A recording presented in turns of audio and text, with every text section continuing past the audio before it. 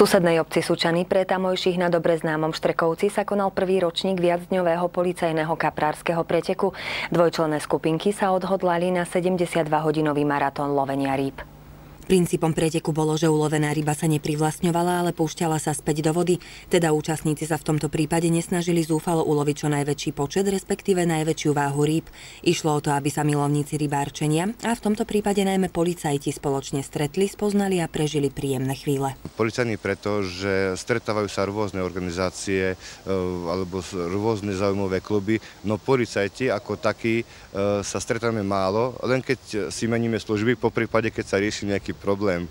A to sú len pracovné záležitosti a preto nám sa vnúkla taká myšlienka, že urobíme vlastne tento pretek, kde sa stretneme, spoznáme a vlastne podebatíme konečne vo voľnej debate a pri maximálnej pohode. Aj tieto slová náčelníka Sučianskej obecnej polície teda len vyvracajú mýty o tom, že pri rybárčení sa musí stoj čo stoj mlčať a že tým, ktorí patria k jeho vyznávačom, sa hovorí tichí blázni.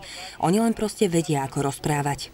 Je rozdiel byť hlučný a je rozdiel rozprávať kľudným slovom, pretože aj tá ryba je zver a prenos rečový, teda akusticky sa prenáša cez tú vodu. Ale v kľudnom hovore není problém uloviť veľkú rybu. A nezáleží na tom, či sa uloví veľká ryba, lebo aj malá ryba je ryba. Obecná polícia v Sučanoch sa okrem iných výsledkov môže pochváliť aj silným zázemím úspešných rybárov. Práve odtiaľ vzýšla myšlienka na usporiadanie preteku a tak sa tento prvý konal v duchu hesla Skúsme, uvidíme. Čo sa týka ulovených rýb, môžem povedať, že ryby sú krásne vyfarbené. To pre rybára znamená, že sú v peknej kondícii, v dobrej kondícii.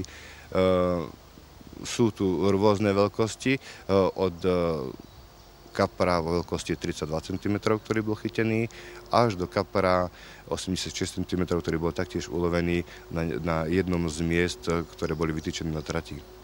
Okrem tohto bolo jedným z ďalších motivov aj to, aby ste sa združili. Sme na konci preteku, podarilo sa? Áno, som rád. Vlastne počas preteku sme komunikovali s pretekármi, samozrejme išlo o to druženie.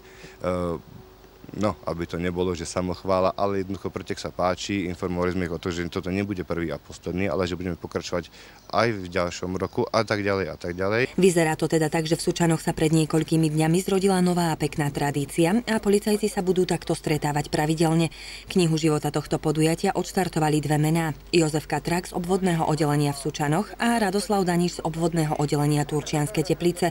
Dvojica, ktorá si na premiérových pretekoch odniesla jednoznačné prvenstvo. My sa teraz rozprávame s tými absolútne najlepšími, tak povedzte nám, ako sa vám to podarilo.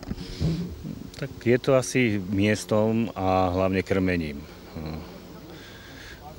Tá ryba prechádza kade-tade a možno to miesto bolo také dobré, že aj to krmenie, že sme ju donútili vo väčšej miere žrať tú potravu, ktorú sme im tam dali a dostavili sa potom aj tie výsledky.